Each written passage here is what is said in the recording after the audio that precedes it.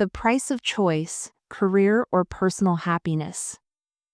Anna, a successful woman working in a prestigious company, is faced with a difficult choice: career ambitions or personal happiness. Her world is turned upside down when she learns the shocking truth about the man she trusted.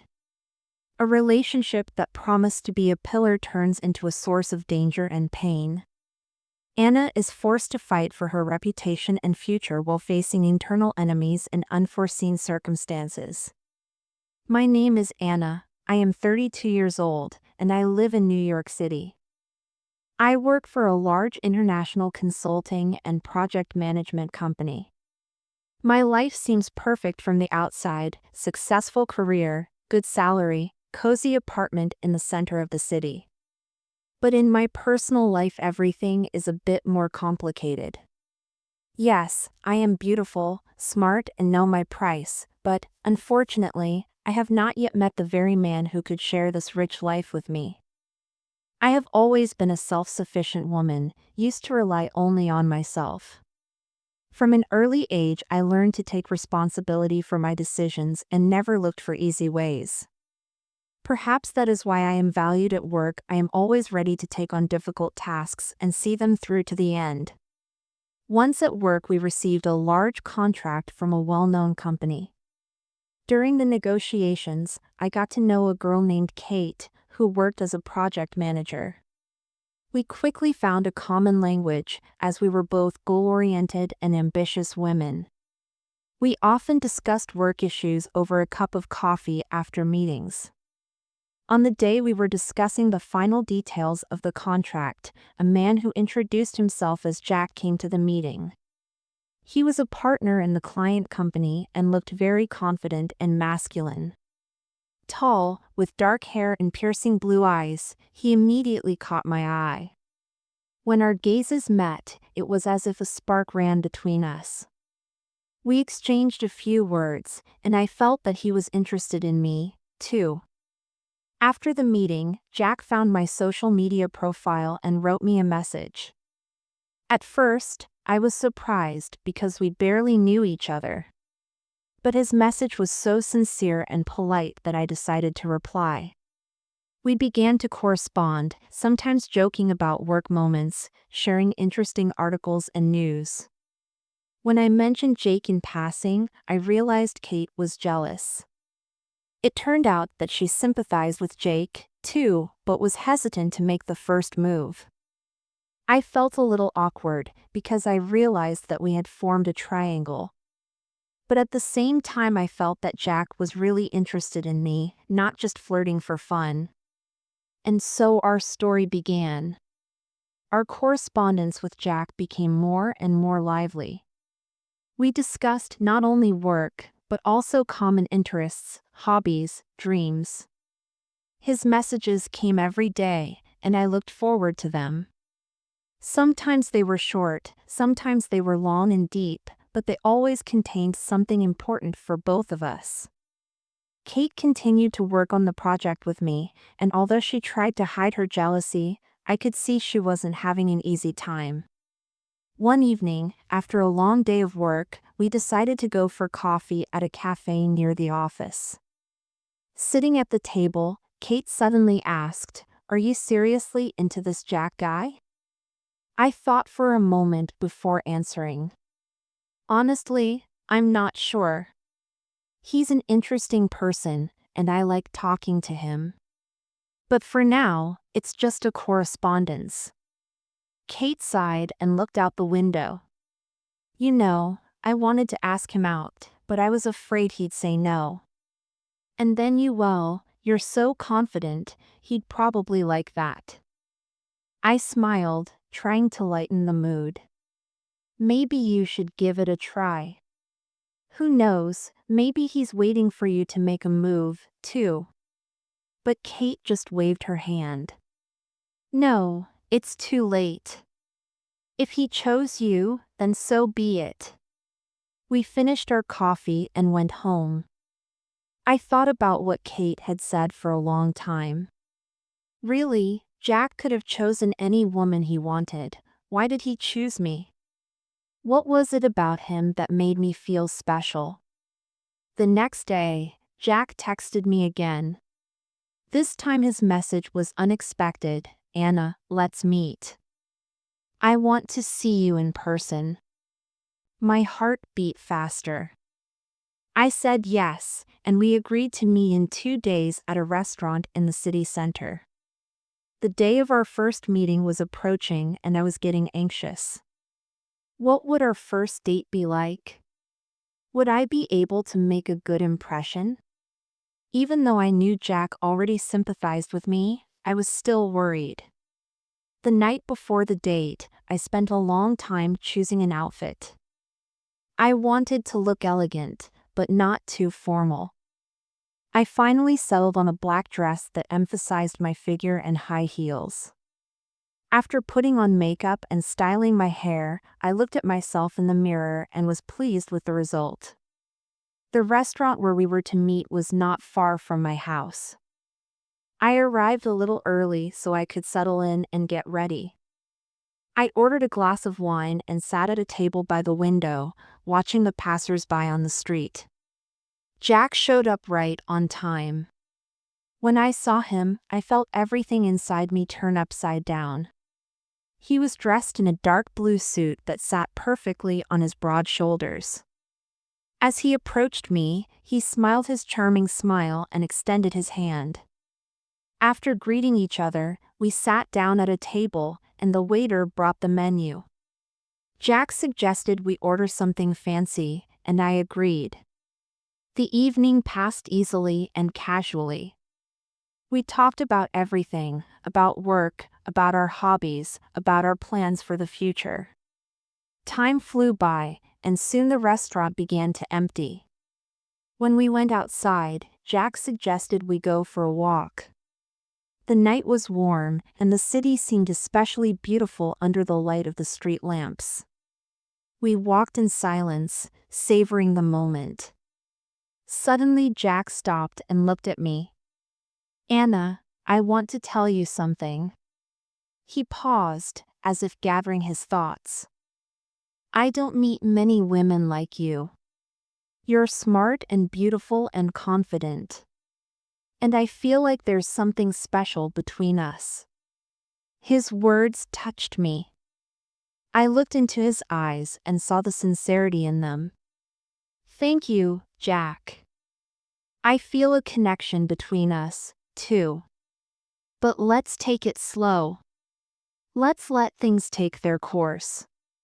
He nodded and took my hand.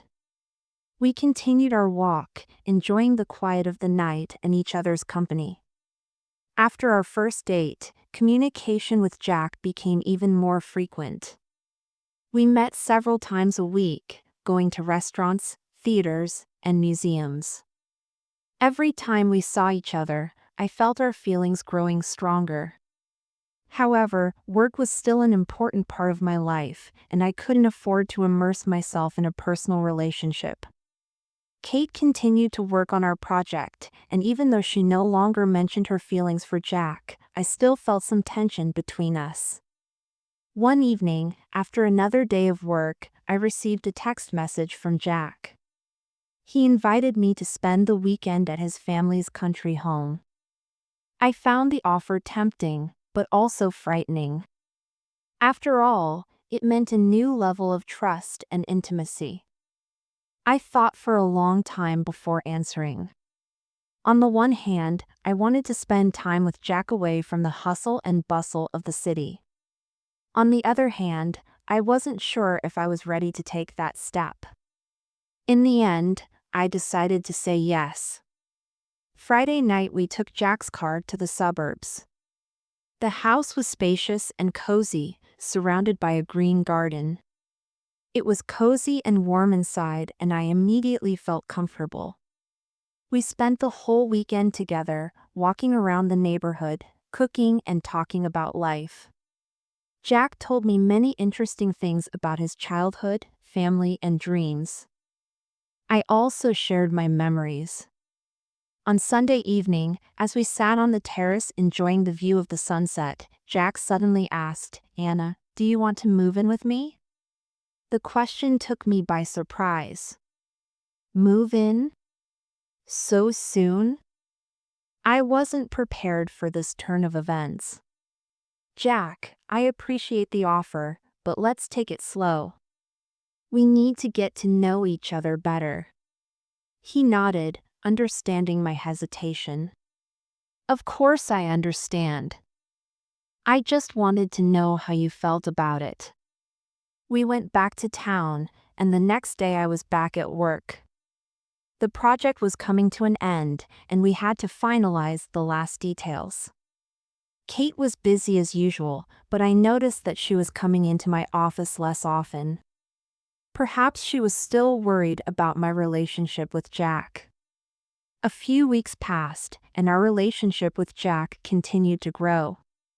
We began to spend almost all of our free time together, and I began to feel a real intimacy developing between us. However, things got complicated at work.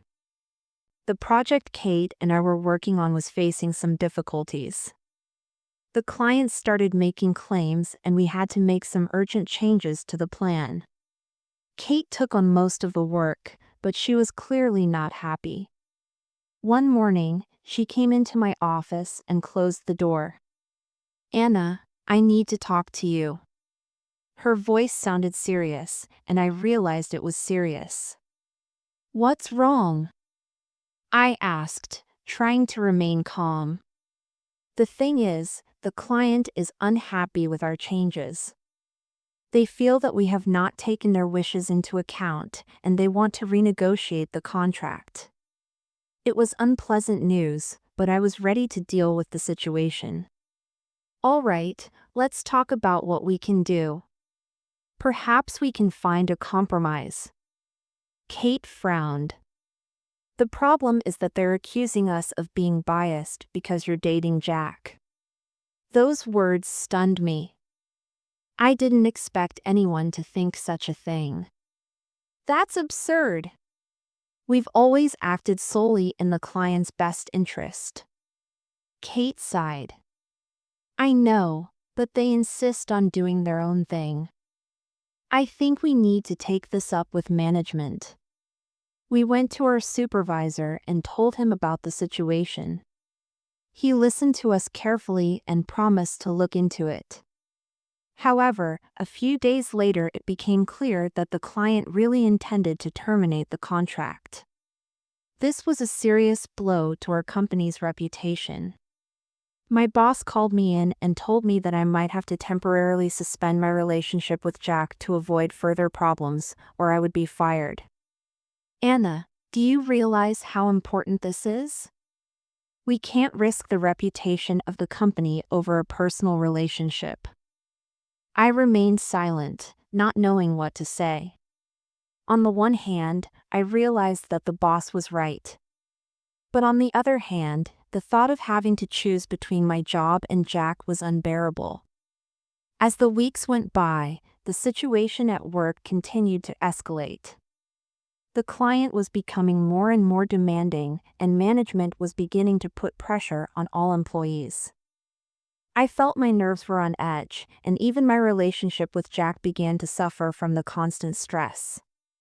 One evening, as I was returning home after a particularly hard day, I received a call from Kate. Her voice was shaking, and she was speaking confusedly. Anna, we have a problem. A big problem. What's wrong? I asked, feeling my heart start to pound faster. A customer filed a complaint against the company. He claims we stole their data and used it for our own purposes. This could ruin our entire reputation. I couldn't believe this was happening. But it's impossible.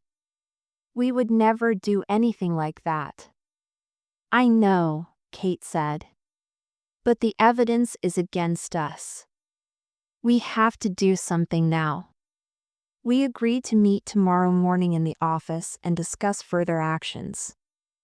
I couldn't sleep all night, running through possible scenarios in my head.